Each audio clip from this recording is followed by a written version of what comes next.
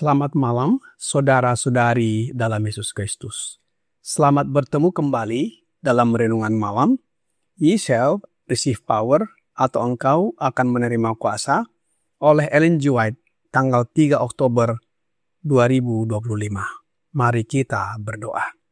Bapa kami yang di sorga, Allah pencipta langit dan bumi, laut beserta segala isinya. Satu-satunya Allah yang benar, yang kami sembah selalu, melalui anak-Mu Yesus Kristus. Kami bersyukur dan berterima kasih atas penyertaan dan perlindungan Bapa sepanjang hari dalam seluruh aktivitas dan pekerjaan kami. Pada saat ini, kami siap mendengarkan firman-Mu. Ajarlah kami agar dapat mengerti firman-Mu dan menghidupkannya dalam kehidupan kami sehari-hari.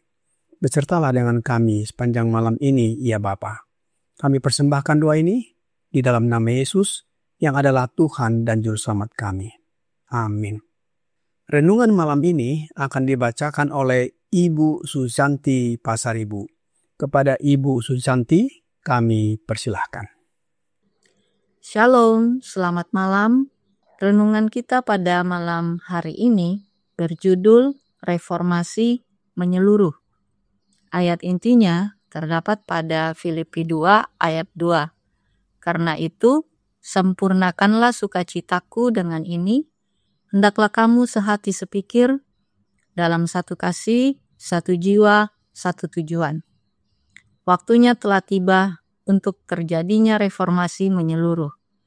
Ketika reformasi ini dimulai, Roh berdoa akan menggerakkan setiap orang percaya dan akan mengusir roh perselisihan dan pertikaian dari gereja. Mereka yang belum hidup dalam persekutuan Kristen akan semakin dekat satu sama lain. Seorang anggota yang bekerja dalam jalur yang benar akan memimpin anggota lainnya untuk bersatu dengannya dalam membuat perantaraan bagi pewahyuan Roh Kudus.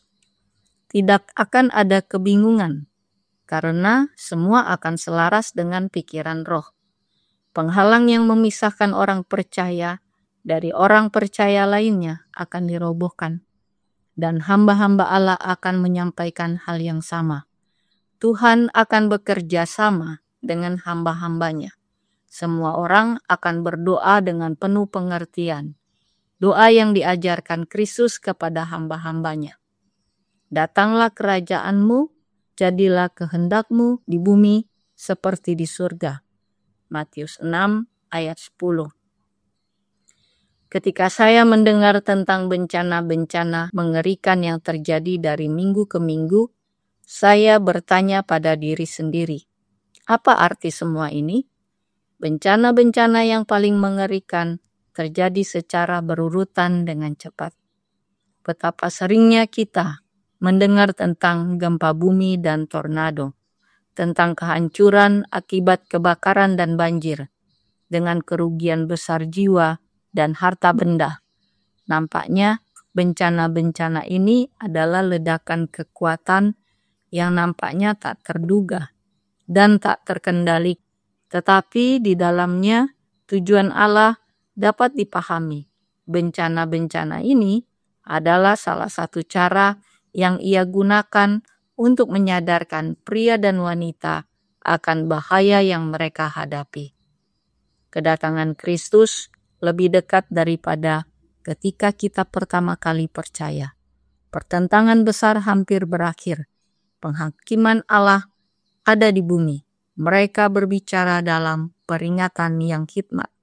dengan mengatakan, "Sebab itu, hendaklah kamu juga siap sedia, karena Anak Manusia datang pada saat yang tidak kamu duga."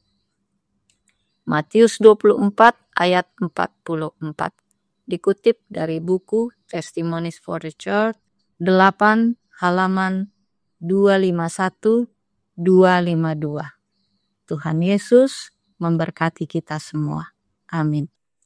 Terima kasih atas penelayanan Ibu Susanti. Tuhan Yesus memberkati. Saudara-saudari dalam Yesus Kristus, kata reformasi sudah sering kita dengarkan dan tidak asing lagi bagi kita. Reformasi terjadi bukan hanya di satu negara, organisasi, gereja, masyarakat, kelompok, maupun individu. Apa artinya reformasi? Dalam Kamus Besar Bahasa Indonesia memberikan arti reformasi. Reformasi adalah perubahan secara drastis untuk perbaikan di bidang sosial, politik, atau agama dalam suatu masyarakat atau negara. Bila mana kita membaca sejarah gereja, bahwa reformasi secara rohani dalam gereja dilakukan oleh Martin Luther, John Calvin, Ulrich Zwingli, John Knox, dan lain-lain di abad ke-15 sampai 16, yang bertujuan mengoreksi penyimpangan dalam doktrin, ibadah, dan struktur gereja saat itu, menekankan otoritas Alkitab, keselamatan oleh anugerah melalui iman, dan pemurnian ibadah Kristen. Demikian juga bila mana kita membaca Alkitab, ada beberapa reformasi yang dilakukan secara menyeluruh, mulai dari Raja Hizkia, bisa kita baca dalam 2 Tawarikh pasal 29 sampai 31, Esra di dalam pasal 7 sampai 10, Nehemia di dalam Nehemia pasal 2 sampai 13, Samuel di dalam 1 Samuel pasal 7, Yohanes Pembaptis di dalam buku Matius pasal 3 dan buku Lukas pasal 3, hingga Yesus sendiri di dalam Injil Matius, Markus, Lukas, dan Yohanes. Kita melihat pola bahwa reformasi sejati dalam Alkitab selalu dimulai kembali kepada firman Allah, pertobatan yang sungguh-sungguh, dan pemurnian ibadah. Allah menerima setiap upaya reformasi atau perubahan drastis dari umat-umatnya. Alkitab di dalam 2 Tawarikh 7 ayat 13 dan 14 berkata, "Bila mana aku menutup langit sehingga tidak ada hujan, dan bila mana aku menyuruh belalang memakan habis hasil bumi, dan bila mana aku melepaskan penyakit sampar di antara umatku, dan umatku yang atasnya namaku disebut, merendahkan diri, berdoa, dan mencari wajahku, lalu berbalik dari jalan-jalannya yang jahat, maka aku akan mendengar dari sorga dan mengampuni dosa mereka, serta memulihkan negeri mereka." Reformasi rohani dimulai secara pribadi, yaitu dari hati yang bertobat, hidup yang dibaharui oleh firman, dan dilanjutkan dalam kehidupan jemaat yang sehat secara pengajaran atau doktrin, penuh kasih dan giat melayani. Apa langkah-langkah yang dilakukan seseorang agar menjalankan reformasi rohani dalam hidupnya? Tentunya langkah awal adalah dengan menerima Roh Yesus Kristus dengan iman, tinggal di dalam hatinya. Dia menerima gambaran yang benar tentang keberdosaannya dan akan merasakan kerendahan hati yang mendalam. Dia tidak akan membenarkan perbuatannya, juga tidak akan berusaha meremehkan kesalahan yang telah dilakukan, tidak meremehkan penyimpangan dari prinsip-prinsip yang benar, dan kemudian bertobat. Roh Nubuat berkata di dalam manuskrip 32 tahun 1903 paragraf 6. Selama seseorang tidak merasakan kehadiran Allah, yaitu melalui rohnya, selama itu pula ia akan berusaha memaafkan dan membenarkan perbuatannya. Namun, saat seseorang melihat Allah sebagaimana adanya, saat itu dalam cahaya yang terpantul, ia melihat dirinya sendiri sebagaimana adanya. Dalam terang kehadiran Allah, orang yang bersalah dan berdosa melihat bahaya dan dosa mereka. Menyadari kepenuhan kasih Allah, mereka merendahkan diri dan menerima belas kasihan serta pengampunan melalui Kristus Yesus.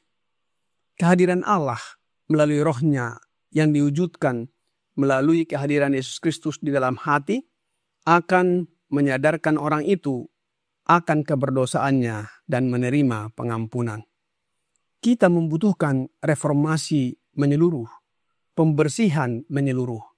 Kita tidak berdaya untuk tetap berada di jalan yang benar sedetik pun dari diri kita sendiri. Orang lain pun tidak dapat dipercaya untuk menjaga kita tetap di jalan yang benar. Kristus melalui Roh-Nya adalah satu-satunya sandaran kita. Dalam renungan malam ini dikatakan bahwa reformasi rohani besar akan segera terjadi, di mana Roh Kudus akan menggerakkan umat percaya untuk bersatu dalam doa dan menghapus perselisihan di antara mereka. Bila mana umat percaya bersatu dalam doa dan menghapus perselisihan, maka sukacita terjadi sebagaimana yang dikatakan oleh Rasul Paulus di dalam ayat inti renungan malam ini, Filipi 2 ayat 20. Karena itu, sempurnakanlah sukacitaku dengan ini. Hendaklah kamu sehati sepikir dalam satu kasih, satu jiwa, satu tujuan. Reformasi menyeluruh akan terjadi di dalam jemaat karena mereka sehati sepikir dalam satu kasih, satu jiwa, satu tujuan. Semua akan selaras dengan kehendak Roh dan doa mereka akan sesuai dengan doa yang diajarkan Yesus sebagaimana dalam Matius 6 ayat 10. Datanglah kerajaanmu, jadilah kehendakmu di bumi seperti di sorga. Dan dengan demikian, jemaat bersiap untuk menyambut kedatangan Yesus yang kedua kali. Sebab di tengah-tengah berbagai bencana yang terjadi, gempa bumi, banjir, kebakaran, dan lainnya, Allah sedang mencoba menyadarkan manusia akan bahaya rohani yang dihadapi. Kedatangan Kristus sudah sangat dekat dan umat diminta untuk selalu siap menyambutnya.